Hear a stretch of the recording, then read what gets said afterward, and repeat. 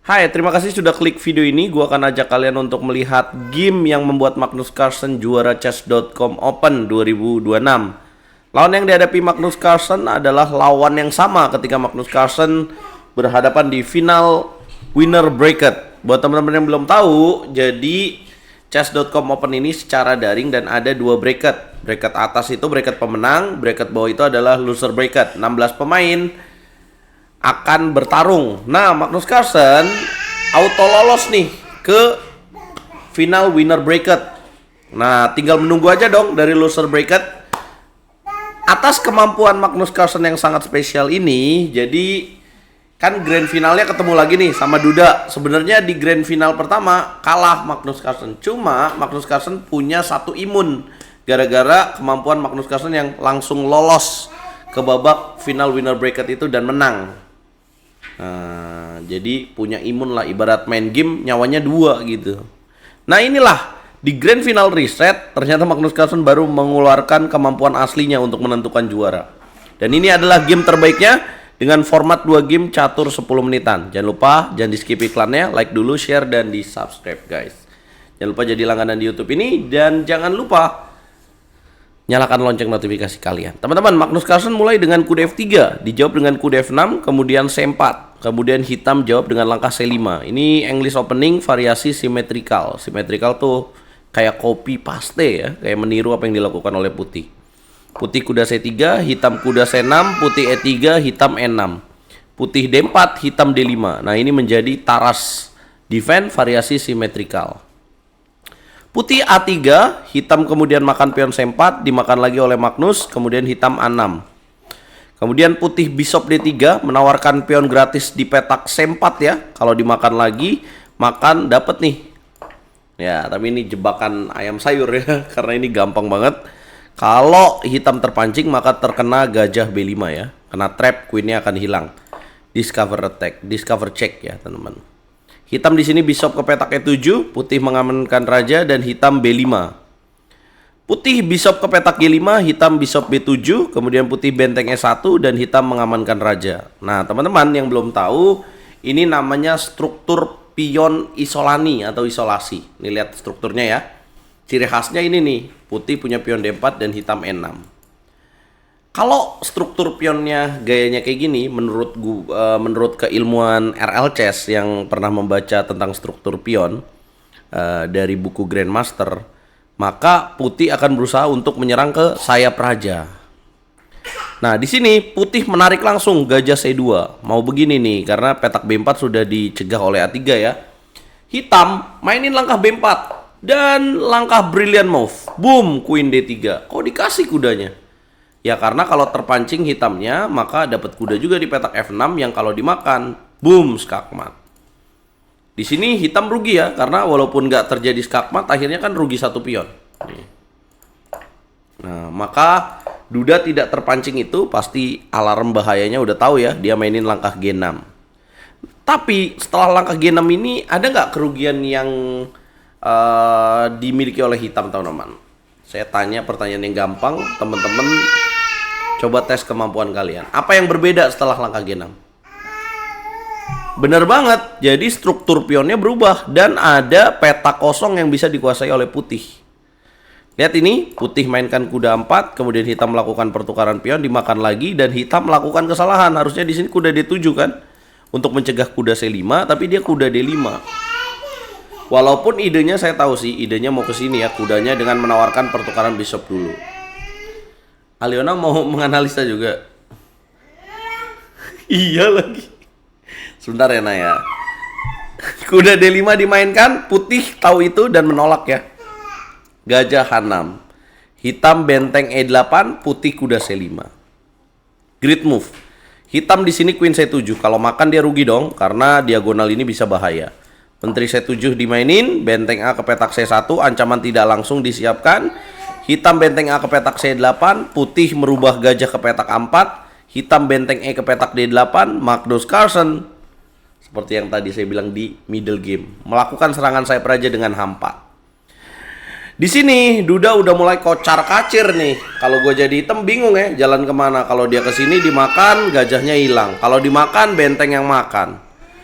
Dia mainkan langkah panik kuda ke petak B6 dan sebenarnya di sini ada langkah brilian yang bisa dimainkan oleh Magnus Carlsen. Sayang sekali Magnus tidak melihat itu. Kenapa teman-teman? Kira-kira apa langkahnya? Ya harusnya di sini ada sacrifice the knight. Boom. Kalau dimakan maka benteng E6 ancaman pin. Kalau gajah dimakan maka boom benteng G6. Ya, ini yang bahaya. Kalau dimakan dan berujung skakmat. Oke, Magnus ke skip dulu, dia mainin langkah gajah B3. Kemudian hitam balik lagi kuda D5 karena bahaya petak E6-nya. Putih mulai menggoyang sayap raja dengan H5. Hitam melakukan pertukaran gajah dan kuda, udah bingung ya. Makan lagi pakai benteng, hitam queen D6.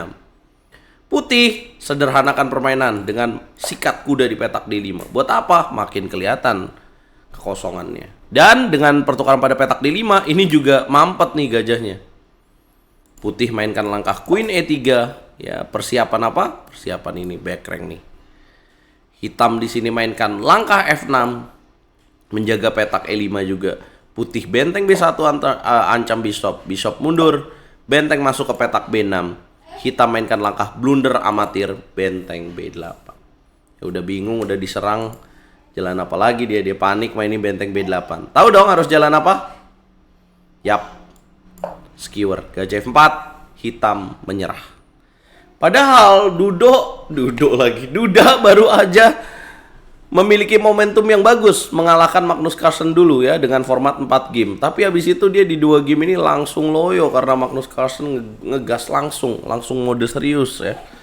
Nah, di game keduanya gimana hasilnya? Di game keduanya Duda juga kalah karena waktunya habis, kelamaan mikir buat main-main oleh Magnus Carlsen.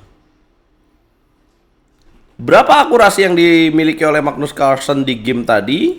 Di game ini Magnus Carlsen memiliki 92,2%. Langkah briliannya mantap banget ya. Dan dengan hasil ini maka Magnus keluar sebagai juara mengantongi ribuan dolar, 50.000 katanya ada yang komen. Lagi-lagi Magnus Carlsen. Kalau ada turnamen gak usah diajak lah. Setiap ada turnamen bukannya nyari juara 1, cuma nyari juara 2 doang ya. Nah, selanjutnya Magnus mengatakan bahwa dia sangat senang banget bermain di sini ya, buktinya dia bisa menunjukkan juara ya, dia dari awal tanpa hambatan ya, walaupun pernah kalah ya, tapi ujungnya dia tetap menang teman-teman. Ujungnya tetap dia yang menjadi bosnya. Habis ini kita bakal lihat Magnus bertanding di mana lagi dan apa yang akan disiarkan oleh RL Chess. Mungkin next eventnya ada Grand Chess Tour ya, tanggal 5 Mei. Ini Super Rapid and Blitz Polandia. Nggak tahu Magnus main atau enggak. Terus juga ada TP Sigetman.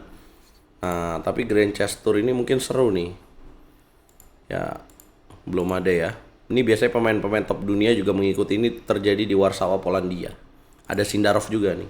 Nonton nggak kita teman-teman? Kalau di tab Sigetman, ini siapa aja pesertanya? Iya, ada Magnus Carlsen. 8 pemain elit ya akan bertanding di ini. Sistemnya, formatnya catur klasik. Nah, ada Yagiskan. Oh, itu edisi juara sebelumnya ya. Pesertanya ada Magnus, ada Abdusattorov, ada Arjun, Nils, ada Yagiskan betul, ada Andy Woodward. Nih pecatur Amerika dan ada Zujiner, teman-teman. Nonton gak nih? Schedule-nya itu di lokasinya enak banget ya, di Malmo, Swedia. Mulainya itu jam 8 malam waktu Indonesia lagi. Tanggal 1 Mei. Tanggal 1 Mei hari Jumat ya. Hari Jumat. Boleh juga nih nonton nih buat hiburan malam-malam. Gimana teman-teman? Gas ora? Terima kasih teman-teman yang udah nonton turnamen chess.com Open ya di YouTube RL Chess. Terima kasih yang udah selalu ngasih saweran, yang selalu ngasih donasi. Berkah selalu teman-teman, selalu enjoy sama streamingnya RL Chess. Pastinya kalau lagi nggak ada turnamen, saya berusaha untuk live streaming setiap hari.